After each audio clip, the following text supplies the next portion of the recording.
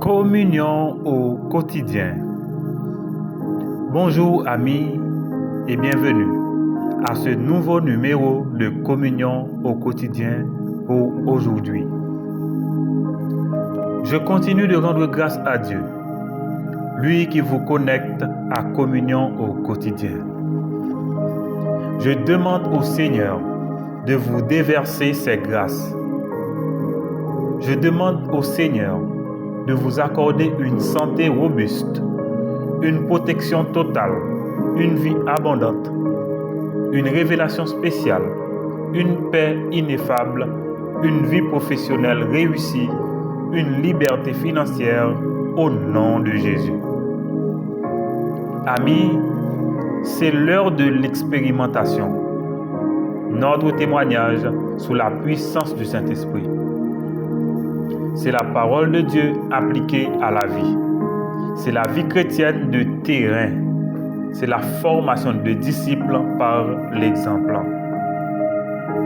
Dans le numéro précédent, nous avons regardé comment Paul, accompagné du couple Aquilas et Priscille, avait laissé la ville de Corinthe après une période de 18 mois pour se rendre à Éphèse en Asie mineure, la Turquie actuelle.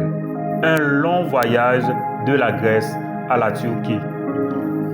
Là, Paul laisse Aquilas et Priscille pour le ministère à l'église d'Éphèse.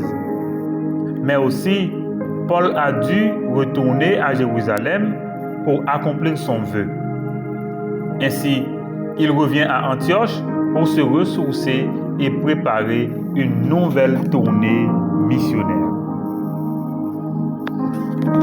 Eh bien, ce matin, nous allons regarder comment Paul va débuter sa troisième tournée missionnaire, son troisième voyage missionnaire. Amis, l'infatigable Paul va revenir sur le champ missionnaire. Et le sujet pour ce matin, c'est « Le temps est à la mission ».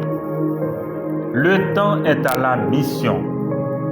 Et parallèlement, Dieu ajoute un autre disciple à l'équipe. Le temps est à la mission et Dieu ajoute un autre disciple à l'équipe. Nous allons voir comment Paul va revenir sur le champ missionnaire. Il est dit, juste quelque temps à Antioche. Quelque temps à Antioche. C'était nécessaire. Paul se remet en route, visitant la Galatie et la Phrygie, fortifiant les disciples. Et voilà, un nouveau disciple va intégrer l'équipe missionnaire, Apollos à Éphèse, un grec éloquent et versé dans l'écriture, instruit dans la voie du Seigneur, fervent d'esprit. Voilà, il enseigne la parole avec exactitude, il parle librement dans la synagogue. Et nous allons voir comment Aquilas et Priscille vont s'ériger en encadreurs spirituels. Ok? L'ayant entendu, eh bien, qu'est-ce que Aquilas et Priscille ont fait? Ils l'ont pris avec eux pour lui exposer plus exactement la voie de Dieu. Et voilà comment Apollos est mieux équipé. D'Éphèse, il va se rendre en Achaïe. Il est encouragé par l'église d'Éphèse, une lettre pour le supporter, afin qu'on lui fasse bon accueil. Et en Achaïe,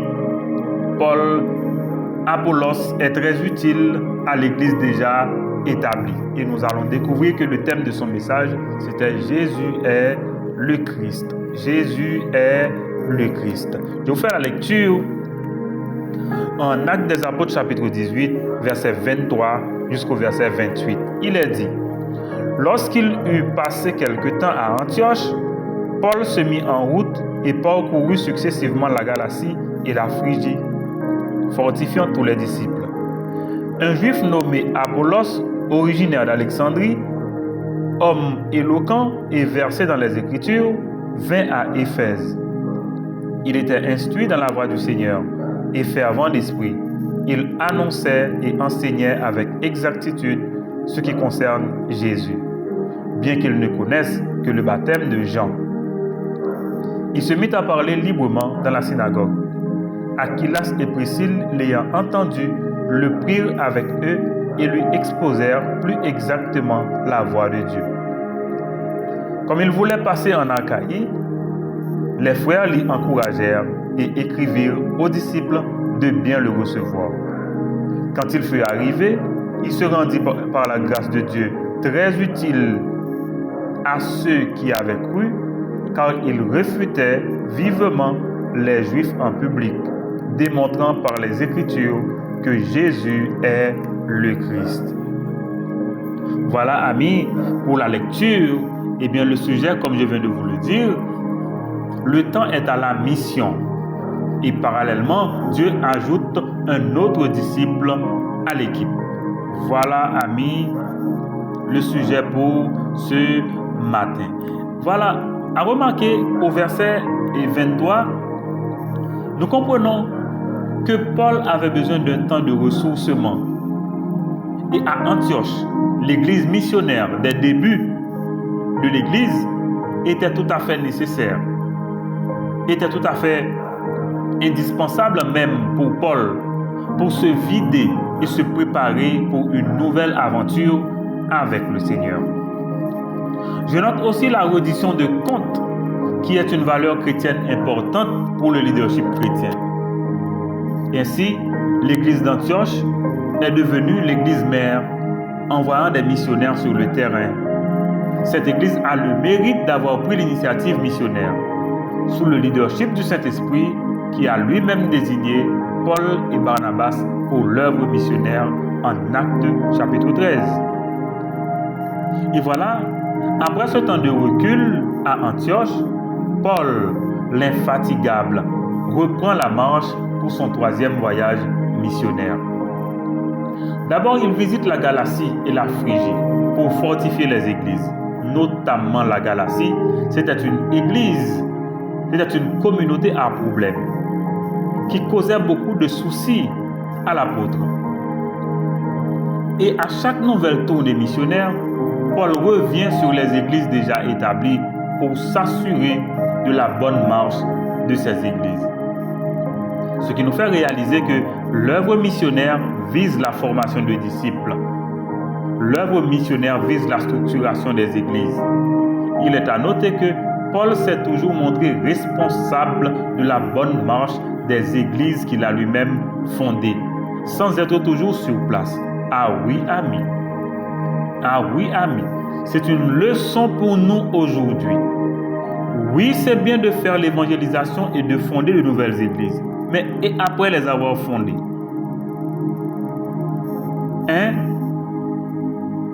Que deviendront ces églises-là? On doit faire attention à cela. Et amis, Dieu seul sait combien de millions ont été déjà dépensés, investis dans le cadre de l'évangélisation. Ok, et là on essaie, on peut, parce que j'aime ça avec notamment les étrangers. Il compte tout simplement le nombre des églises fondées. Mais et après, comment ces églises-là vont survivre? Qui va les prendre en charge? Qui sont préparés pour les diriger? Vous voyez, amis, c'est vraiment difficile, mais Dieu le sait. Alors que les exemples sont là dans la parole de Dieu. Les exemples sont là dans la parole de Dieu. Paul, notamment lors de son premier voyage missionnaire avec Barnabas, il a fondé des communautés. Et bien, à chaque nouvelle tournée missionnaire, il revient sur ses pas pour visiter ces églises, pour s'assurer que tout va bien dans ces églises. Moi, je pense qu'il faut retourner dans les Actes des Apôtres pour retrouver le modèle original de l'Église, le modèle original de l'implantation de l'Église. Ok? Parce que on n'a pas besoin de se dire champion. On n'a pas besoin de se dire champion. Laissons le Seigneur lui-même déclarer ce que nous avons fait. Laissons cette tâche au Seigneur. lui-même qui sonde les cœurs et les reins, lui-même aussi qui évalue le travail de chacun de ses serviteurs. Eh bien, Paul a dû créer du temps pour revisiter les églises. Amis, l'église contemporaine doit retourner au modèle de leadership dans les actes des apôtres. Et c'est un impératif. C'est un impératif. C'est ce que Paul a fait. Il est soucieux de ces églises qu'il a lui-même fondées. Voilà, il les visite pour s'assurer que tout va bien. Mais ce qui est intéressant de voir, c'est que Dieu n'est jamais en panne de ressources. Et à ce niveau-là, on va voir comment Dieu va susciter un autre serviteur. Il a dit au verset 24, un autre disciple va monter sur le terrain. Il s'agit d'Apollos, un nouveau serviteur de Dieu qui rejoint l'équipe. Apollos, il est décrit comme un homme très éloquent. Il est décrit pour sa connaissance des Écritures, son instruction dans la voie du Seigneur. Il annonce la parole avec exactitude concernant Jésus et en toute liberté. Mais il ne connaît que le baptême de Jean. Amis, c'est important de remarquer comment Apollos, bien que juif, mais il a pu démontrer que Jésus est le Christ à partir de l'Ancien Testament. À partir de l'Ancien Testament. Et il enseigne aussi le baptême de Jean, le baptême de repentance. C'est pour dire que vraiment il a eu une très bonne interprétation de la parole de Dieu, des Écritures, notamment de l'Ancien Testament. Mais à bien comprendre, Apollos était un croyant de l'Ancien Testament, un disciple de Jean-Baptiste, pour répéter John MacArthur. La Bible reste un livre cohérent. Rien n'est écrit au hasard. Aquilas et Priscille sont restés à Éphèse. Pourquoi? Pour exercer un rôle de leadership dans cette église. Et voilà maintenant, à écouter Apollos, le couple laissé par Paul va exercer un ministère très important auprès de lui, pour faire de lui un bon prédicateur. Et Paul va même faire référence à Apollos, n'est-ce pas, dans son œuvre de pasteur à l'église de Corinthe. Remarquez, bien que né en dehors des terres juives, Apollos était instruit dans les Écritures. Ajouté de son éloquence, Apollos pouvait persuader, Apollos pouvait convaincre. À noter qu'il enseigne la voie du Seigneur, mais sur la base de l'Ancien Testament. À ce point, Apollos est exact et peut convaincre les Juifs à suivre Jésus.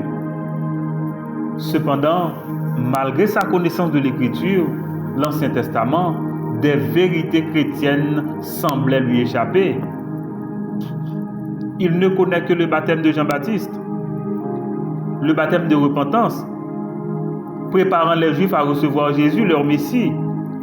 En cela, Apollos enseigne une vérité et reconnaît Jésus de Nazareth comme le Messie d'Israël.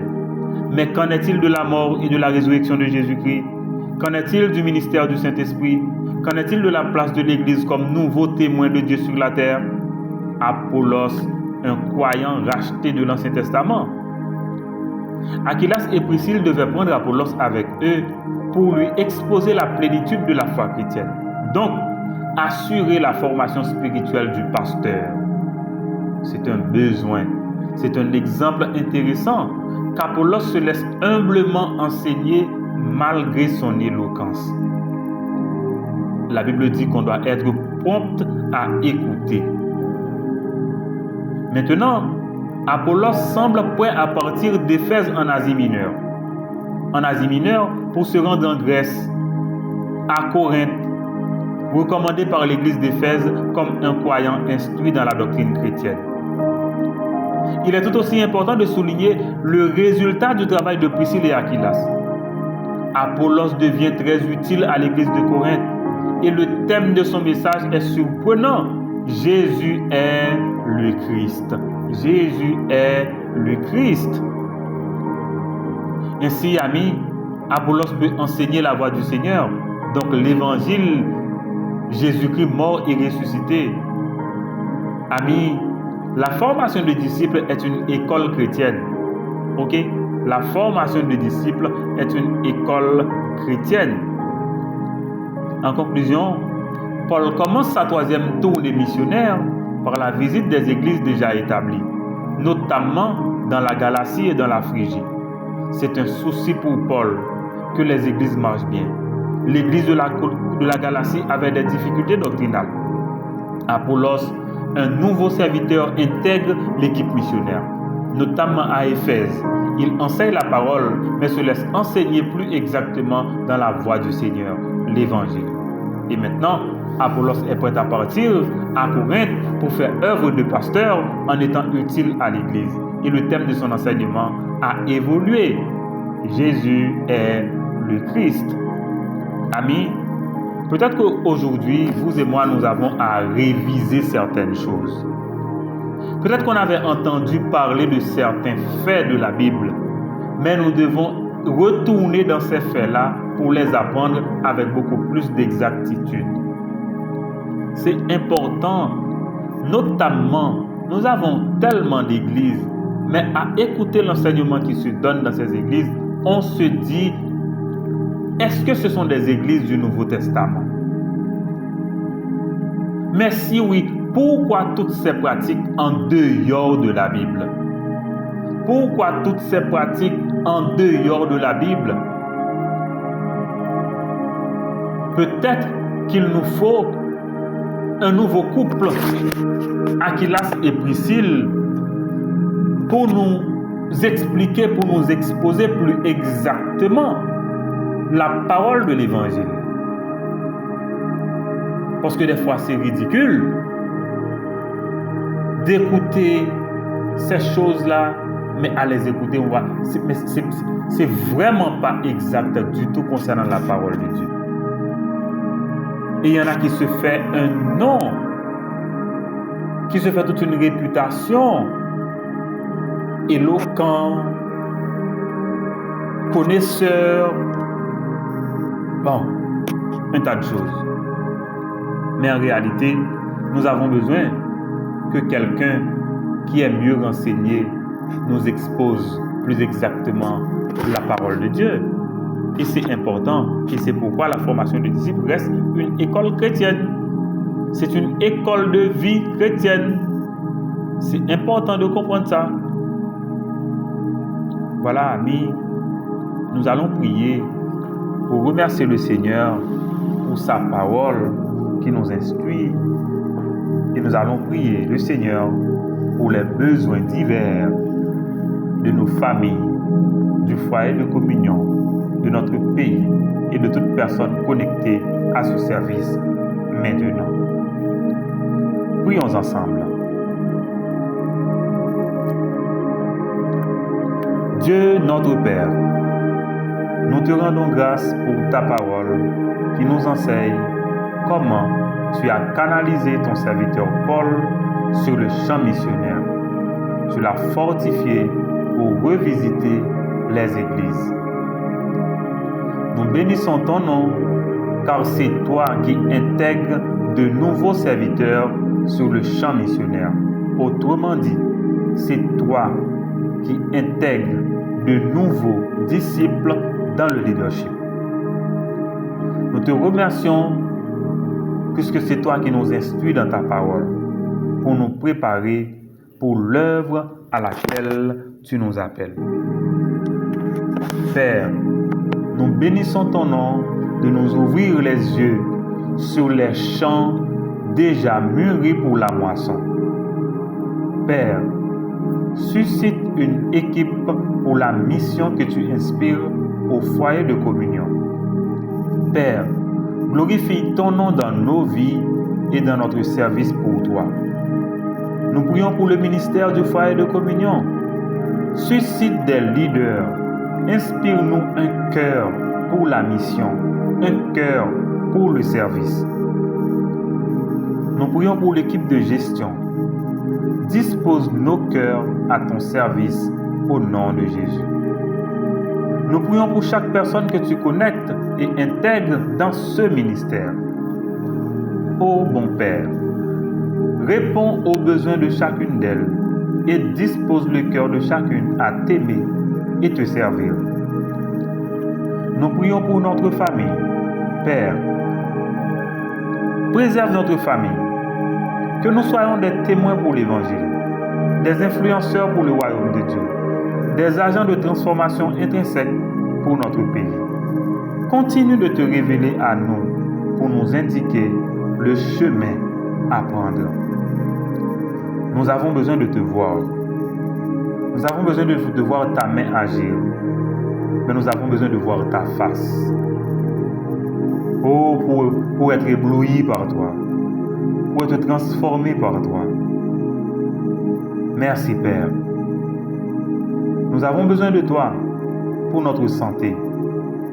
Renforce, Père, notre système immunitaire contre toute maladie infectieuse, contre toute épidémie.